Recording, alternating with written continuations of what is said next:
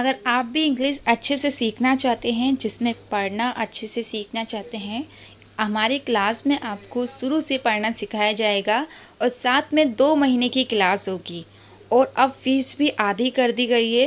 तो ये मौका आप छोड़े ना, 1 महीने तक आपको आधी फीस में एडमिशन कराने को मिलेगा। जल्दी कीजिए, ये मौका कहीं आपके हाथ से चला ना जाए। बहुत ही अच्छा मौका है जिससे आप इंग्लिश अच्छे से सीख सकते हैं। आपको सभी नोट्स मिलेंगे, रोज़ाना लाइव क्लास होगी, क्लास होने के बाद वीडियो भी मिलेगी और कोई डाउट्स हो आप पूछ भी सकते हैं।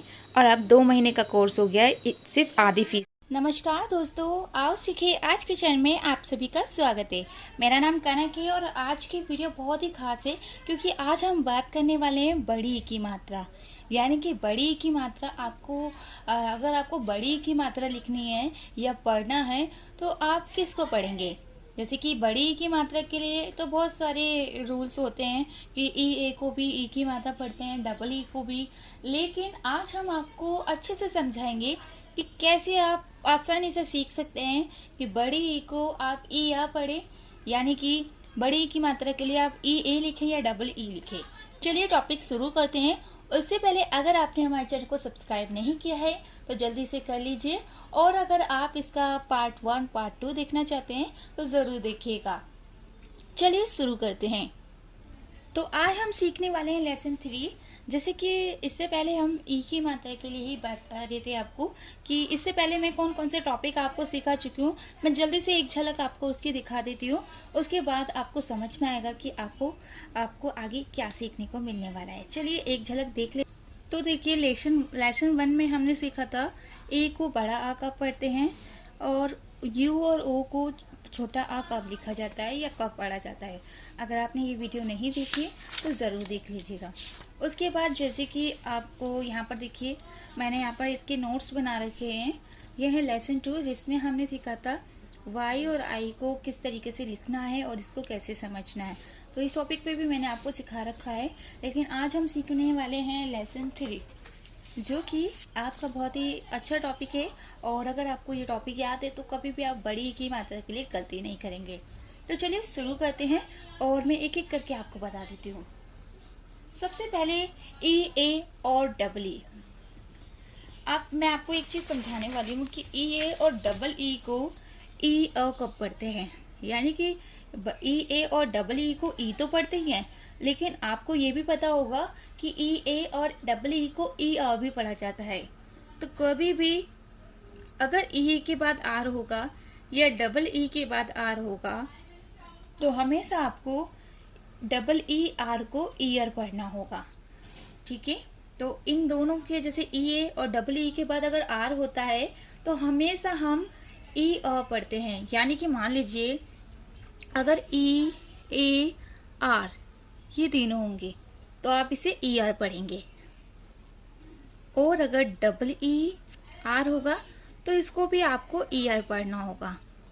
ठीक है, यहाँ पर ये छोटी ई की मात्रा हो जाएगा, याद रखिएगा। अगर आप डबल ई या ई ए के बाद आर आता है तो हमेशा हम इसे छोटी ई की मात्रा पढ़ते हैं, लेकिन अगर आर नहीं है तो इसे बड़ी ई की मात्रा पढ़ा जाएगा दोनों को। कुछ एग्जाम्पल मैंने लिख रखे हैं, चलिए मैं आप लोगों को समझा देती हूँ। जैसे कि क्लियर, तो सी को हमने क पढ़ा, एल को ला पढ़ा, और क्योंकि ई ए आर को हम ईयर पढ़ते हैं तो क्या पढ़ेंगे, क्लियर। मैंने आ लिख दिया है ताकि आपको समझ में आए। तो क्योंकि छोटी ए की मात्रा हो गई, क्योंकि इसके बाद आर है तो ये हो गया क्लियर। इसी तरीके से टी अ र, टीयर। ये एन है तो नी अ र, नियर। क्यों, क्योंकि डबल ई और ई ए के बाद अगर आर होता है तो इन दोनों को ई की मात्रा पढ़ेंगे और इसको क्या पढ़ेंगे, आर को और पढ़ेंगे, यानी कि नियर। इसी तरीके से हियर, फियर, अपियर, ईयर, और इसे भी हम ईयर ही पढ़ते हैं। वैसे बहुत से लोग इसे ईयर भी पढ़ते हैं क्योंकि शुरू में वाई है, और कुछ लोग इसे ईयर पढ़ते हैं। तो दोनों तरीके से ही सही है, आपका तरीका जैसा आपको अच्छा लगे वैसे पढ़ सकते हैं। उसके बाद डियर, क्योंकि ई डी को हमने डा पढ़ा और इसको हमने ईयर पढ़ा, यानी कि डी मैं यहाँ लिख देती हूँ, डी डापे की मतलब डी, उसके बाद डियर, रियर, ठीक है, peer, peer, gear, sear, beer and dear. Dear दो बार नहीं, एक चीज याद रखिएगा, दो बार नहीं है, क्योंकि यहाँ पर ई है और यहाँ पर डबल ई है। वैसे तो दोनों को डियर ही पढ़ा जाएगा, लेकिन में थोड़ा सा फर्क है, ठीक है। Dear, cheer. अगर आपको ये नहीं पता होता कि डबल ई या ई ए के बाद आर होता है तो हम इसको छोटी ई की मात्रा पढ़ते हैं। तो अगर आपको ये नहीं पता है तो आप हमेशा से बड़ी ई की मात्रा पढ़ेंगे। और इसमें क्या गलती होगी, देखिए कभी भी जब हम छोटी ई की मात्रा पढ़ते हैं तो उसे जल्दी से पढ़ते हैं, और अगर बड़ी ई की मात्रा पढ़ते हैं तो उसे थोड़ा सा गहरी आवाज से पढ़ते हैं, यानी कि थोड़ा खींच के पढ़ा जाता है। अब मान लीजिए आपको लगा कि ई ए आर को हम बड़ी ई की मात्रा पढ़ेंगे और इसको आर पढ़ेंगे, समझ लीजिए आपको ये पता है, ठीक है। तो आप इसे क्या पढ़ेंगे, ईयर, यानी कि थोड़ा खींच के पढ़ेंगे। लेकिन क्योंकि ये छोटी ई की मात्रा है तो अब आपको इसको जल्दी से पढ़ना होगा, जैसे कि ईयर, है ना। तो दोनों में बहुत फर्क है। अगर आपको सही तरीका नहीं पता तो आप बहुत गलतियां कर सकते हैं। उसके बाद कंपेयर। अब देखिए कभी भी कम की आवाज आए, कभी भी अगर कम की आवाज आती है तो हमेशा COM लिखना है। कभी भी आप कम के लिए कभी भी गलती से भी ए तो मत लिखिएगा। अगर आपको कम लिखना है क्या लिखना होगा, COM लिखना होगा। और फिर चाहे वो कंपेयर हो, कंप्लीट हो, कंपेयर हो, या फिर बहुत सारी वर्ड मीनिंग है जिसमें कम आता है, तो हमेशा COM लिखें, ठीक है। और वही ई, इधर यहाँ पर एक चीज और मैं बता दूं, यहाँ पर क्या है, देखिए यहाँ पर ई आर है और हम ई आर को, यहाँ पर डबल ई नहीं है ना ही ई ए है, तो हम इसे ईयर क्यों पढ़ रहे हैं, इसको भी हम ईयर पढ़े। तो याद रखिएगा कभी भी ई के बाद अगर एक वर्ड छोड़ के दोबारा से ई आर आता है तो हम इसे ईयर ही पढ़ेंगे, ठीक है। तो ये भी गलती मत कीजिएगा। अब सेकंड जो टॉपिक है वो जान लेते हैं। ये तो हमने जान लिया कि ई ए को ईयर कब पढ़ते हैं, यानी कि जब इनके बाद आर होता है। अब हम जान लेते हैं अगर आर नहीं है, मान लीजिए आर नहीं है तो क्या पढ़ना होगा। देखिए अगर आर नहीं है तो बाकी सभी जगह आपको बड़ी ई की मात्रा पढ़ना है, और अगर ई ए के बाद आर है तो आपको क्या पढ़ना है, तब आपको क्या पढ़ना होगा, तब सिंपल आपको ईयर पढ़ना होगा, यानी कि ई ए और ई डबल ई को छोटी ई की मात्रा पढ़ना होगा। और आर नहीं है तो दोनों को बड़ी ई की मात्रा पढ़ना है। जैसे कि इसको हम क्या पढ़े हैं, बड़ी ई की मात्रा। तो जब बड़ी ई की मात्रा पढ़ते हैं तो मैंने क्या बताया है, हमेशा थोड़ी लंबी आवाज से पढ़ा जाता है, यानी कि थोड़ा खींच के पढ़ा जाता है, ताकि आप सही से पढ़ सके और आपको पढ़ने में गलतियां ना हो। अगर आप किसी को पढ़ के सुनाते हैं तो उसी से पता चल जाता है कि आपको कितनी अच्छी इंग्लिश आती है। क्योंकि मान लीजिए आप गलत बोल रहे हैं, जैसे इसको हमने क्या पढ़ा बताइए, टीट, इस तरीके से पढ़ा, लेकिन आप पढ़े टिट तो वो गलत माना जाएगा ना, आप इसे जल्दी से नहीं पढ़ सकते। अगर आप पढ़ते हैं टिट तो वो इस तरीके से होगा, यहाँ पर दिखा देती हूँ मैं, टिट। लेकिन अगर आप इसे टिट पढ़ रहे हैं तो सामने वाला आपको बेवकूफ समझेगा, वो सोचेगा कि आपको पढ़ना नहीं आता है। आप इस बात को बुरा मत समझिएगा, मैं आपकी भलाई के लिए बोल रही हूँ। जो भी हमें हमारी गलतियाँ बताता है ना, वो हमारी भलाई चाहता है, इसीलिए वो आपको गलतियाँ बता रहा है। तो मैं भी यही चाहती हूँ कि आप अच्छे से सीखें। तो कभी भी अगर आप पढ़ रहे हैं तो सबसे पहले तो उसे ध्यान से पढ़िए, कभी भी जल्दी में कुछ भी मत पढ़िए, चाहे वो हिंदी पढ़ रहे हो या इंग्लिश पढ़ रहे हो। थोड़ा सा ध्यान से उसे देखिए और उसे समझिए, फिर पढ़िए, चाहे फिर वो आपको आता क्यों ना हो।